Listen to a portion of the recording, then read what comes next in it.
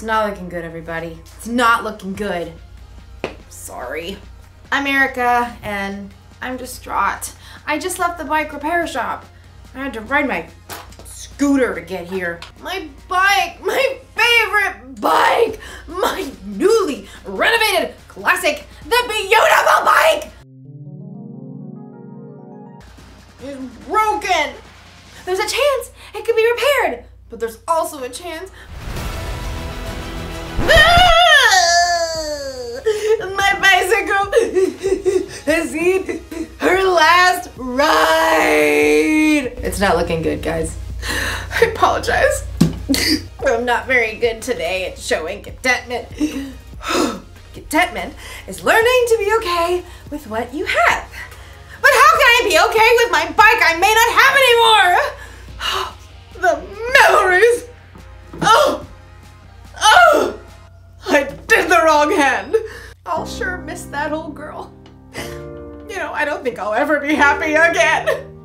Unless they're able to repair my bike.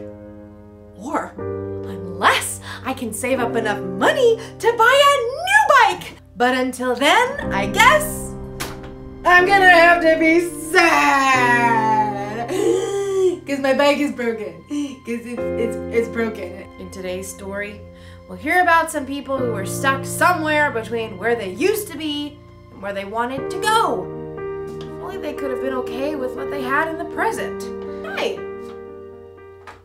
I have a scooter. I can ride it to the store to go look at new bikes. Bye, guys. The store is the other way.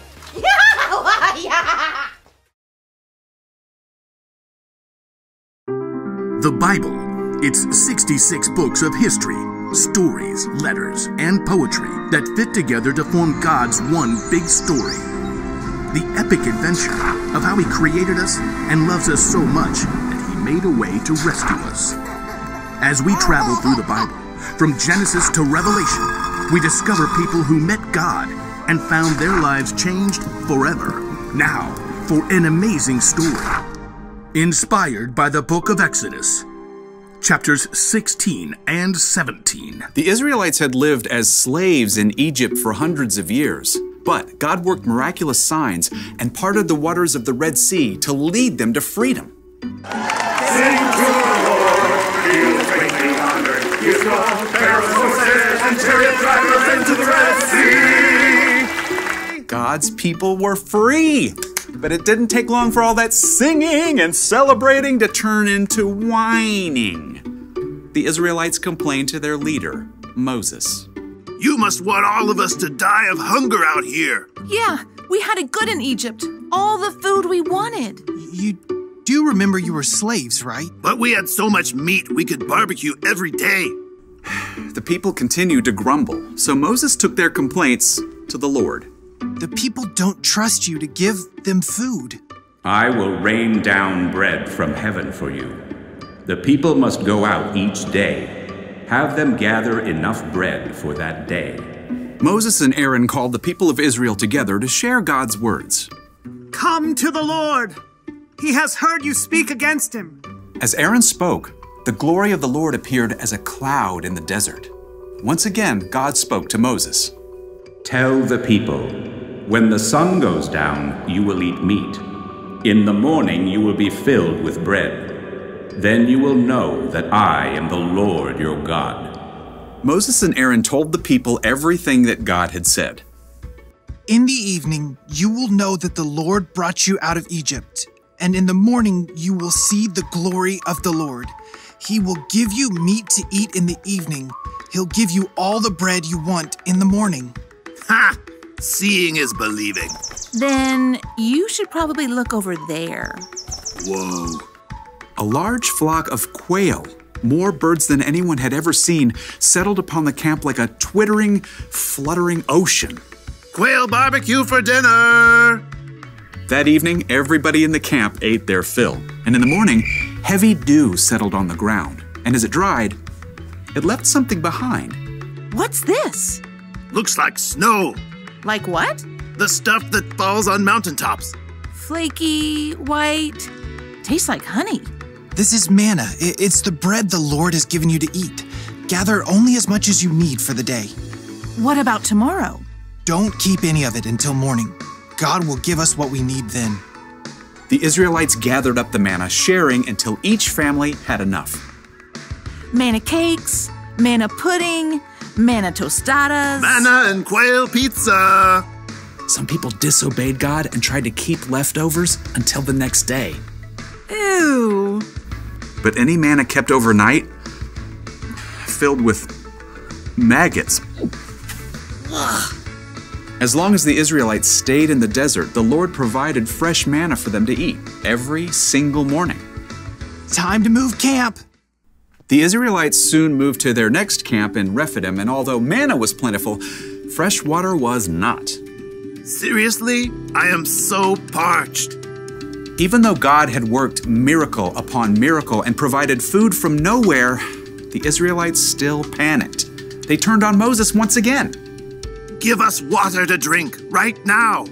Why are you arguing with me? Don't you trust the Lord? Why did you lead us out of Egypt? At least we had water there. Now we're all going to die of thirst. The Israelites were so angry, they actually picked up stones to throw at Moses. Frustrated, Moses cried out to the Lord. What am I going to do with these people? They're ready to kill me. Go out in front of the people. Take the walking stick you used when you struck the Nile River. I will stand there in front of you by the rock at Mount Horeb. Hit the rock, then water will come out of it. Thank you, Lord. Moses called the leaders and the people of Israel together. Come up with me to the rock at Mount Horeb. The huge rock overshadowed Moses as he walked beneath it, walking stick held high. Now see what God will do. Moses struck the rock. Immediately, God caused cold, clear water to gush from the rock, forming a rushing stream below. Not bad. Yeah, I guess it beats Egypt. For now. Over and over, God showed that He would care for His people. But still, the Israelites were tempted to long for what they had before, in spite of their newfound freedom.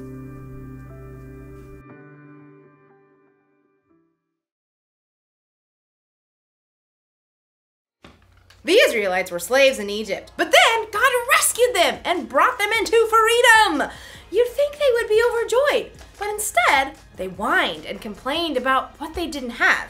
Now, it's easy for us to look back at the Israelites and think, how could they act that way? Didn't they realize what God had done for them? But the truth is, we can sometimes whine and complain when we don't immediately get what we want. Sometimes we look backwards, like when we start a new school year. My teacher last year didn't give us much homework. Sometimes we look to the future, like when we're waiting for something exciting. I want Christmas to be here right now! We spend all this time looking backward and forward that we completely forget to look at what we have right now. For instance, right now, I may not have a bicycle, but I do have a scooter. What about you? Think about it. Don't think about what you don't have. Think of what you do have. It could be a favorite toy or a favorite thing to wear. Could be friends. Could be a place to sleep at night. Could be family. What do you have right now? I can tell you one thing you have, no matter who you are. You have a God who loves you so much that He sent His Son Jesus to die for you. And that will always be true. Here's the one thing to remember today. Don't miss out on what you have right now. Right now, I have a good attitude. I've got strength and energy. And I've got a scooter to ride around on. I'm so content. I'll see ya. Vroom.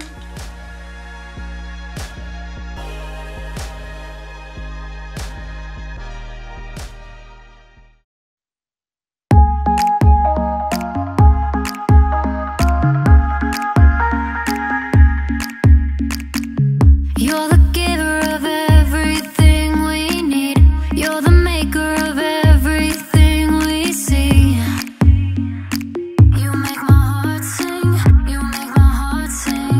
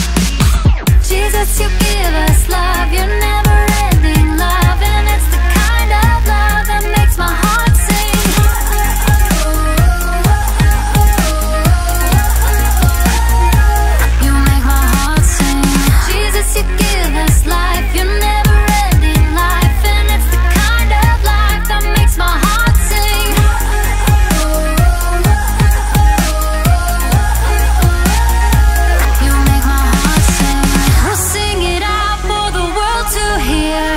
There's no